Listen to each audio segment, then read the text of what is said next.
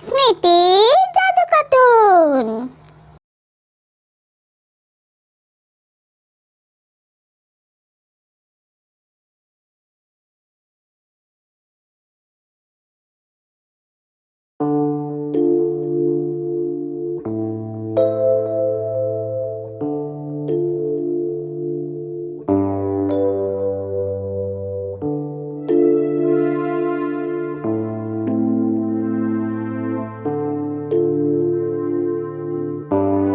অজয়, কখন এলি? এই তো কিছুক্ষণ আগেই এলাম। তা কি হয়েছে তোর?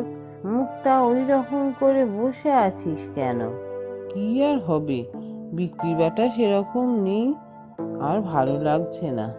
ঠিক আছে বাবা, তুই কিছু চিন্তা করিস না। আমি বরং জমিদার বাবুর বাড়ি থেকে একবার ঘুরে আসি। জমিদার বাবুর বাড়িতে গিয়ে কি করবে? দেখি, যদি কোনো কাজের ব্যবস্থা করে দেন তাহলে আমাদের দুজনের কোনোভাবে চলে যাবে। যাও, দেখো, তবে লাভের লাভ কিছু হবে বলে মনে হয় না। ঠিক আছে বাবা, তুই ততক্ষণ বিশ্রাম নে, আমি এক্ষুনি ঘুরে আসছি।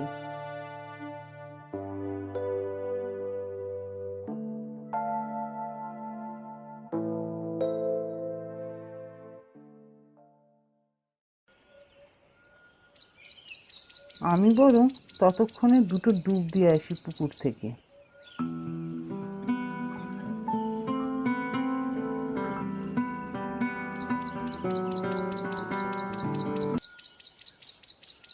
হাতে পয়সাও নেই যে ছেলেটাকে বলবো একটা ব্যবসা করতে। জঙ্গল থেকে ফুল তুলে এনে আর কতই বা বিক্রি হবে।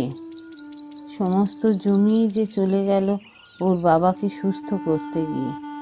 ওর বাবাও বাঁচল না, আর জমিগুলোও গেল। আর জমিগুলো থাকলে আমাদের কি আর ভাবতে হতো? দেখি, যদি জমিদার বাবু কিছু কাজ দেন তাহলে আমাদের কোনোভাবে চলে যায়।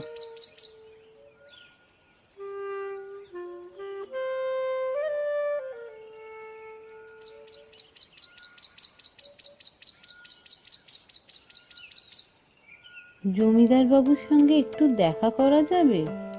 না, জমিদার বাবু তো এখন বাড়ি নেই।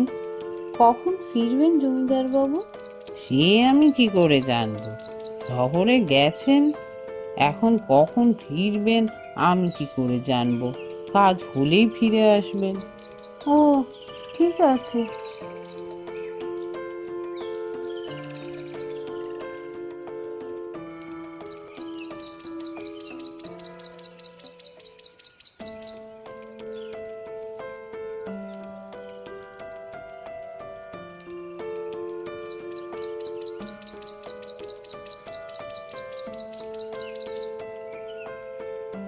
এই রাস্তার মধ্যে একটা চারা গাছ হয়েছে দেখছি। বাহ, গাছটা দেখতে তো খুব সুন্দর।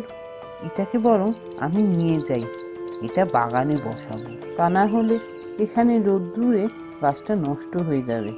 ওখানে বড় গাছের ছাওয়ায় থাকলে গাছটা ভালো থাকবে।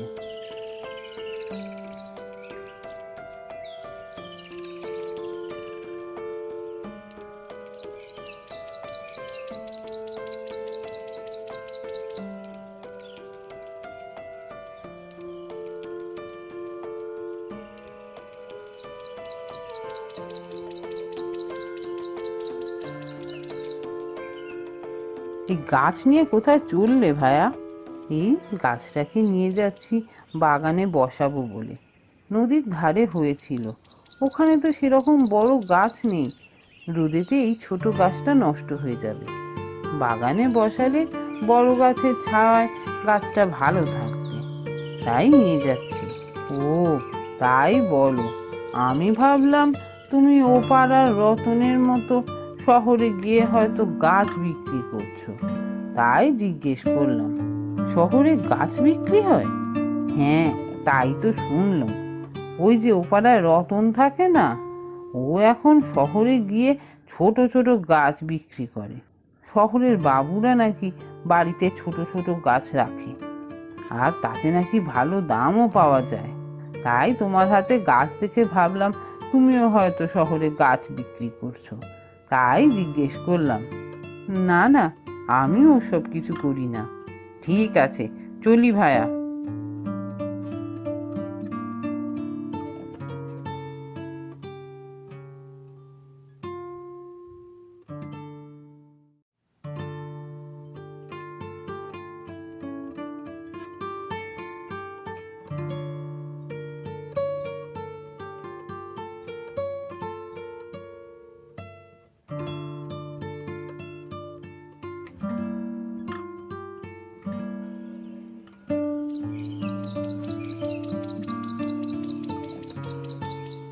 কি হলো মা, জমিদার বাবু কি বললেন? জমিদার বাবু এখন গ্রামে নেই, উনি শহরে গেছেন কিছু একটা কাজে। জানো মা, এইমাত্র শুনলাম ও পাড়ায় যে রতনদা আছে, রতনদা শহরে গিয়ে ছোট ছোট গাছ বিক্রি করে। শহরের বাবুরা নাকি গাছ কেনে। ও, তাই নাকি? আর তাই আমিও ভাবছি শহরে গিয়ে ছোট ছোট গাছ বিক্রি করব। না বাবা, তুই শহরে যাস না। তোর বাবা চলে যাওয়ার পর থেকে তুই আমার একমাত্র সম্বল বেঁচে থাকার। তুই যদি শহরে চলে যাস, আমি কি নিয়ে থাকবো বল? না গো মা, আমি শহরে থাকবো কেন? আমি তো রোজ সকালে যাব গাছ বিক্রি করতে।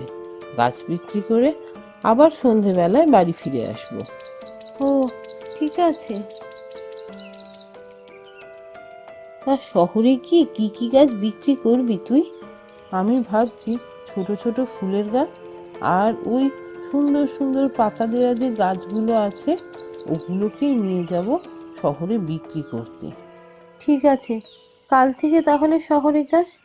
এখন চল, হাত মুখ ধুয়ে কিছু খেয়ে নিবি চ। হ্যাঁ মা, চলো, খুব খিদে পেয়েছে।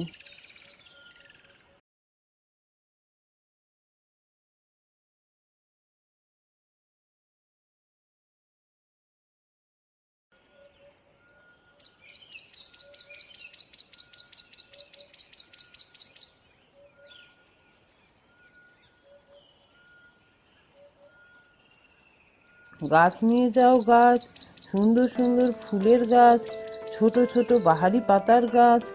গাছ নিয়ে যাও গাছ, গাছ নিয়ে যাও গাছ, সুন্দর সুন্দর ফুলের গাছ, ছোট ছোট বাহারি পাতার গাছ।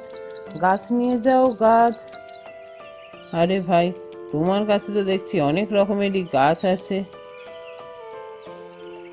তা ওই গাছটা কত করে শুনি? এই গাছগুলো 20 টাকা করে বাবু। তাহলে আমাকে ওই গাছটা দাও তো।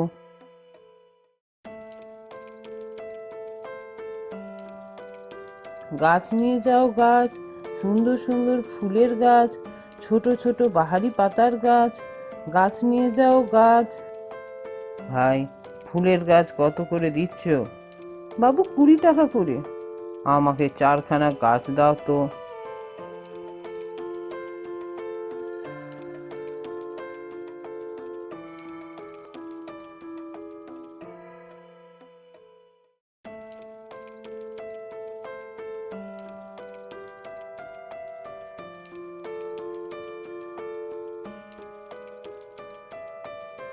যাক, আজকে সব গাছ বিক্রি হয়ে গেল।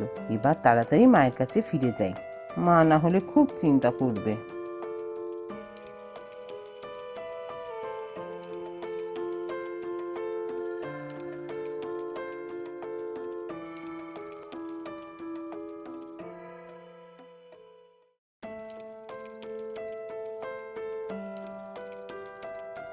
মা, ও মা, কোথায় আছো?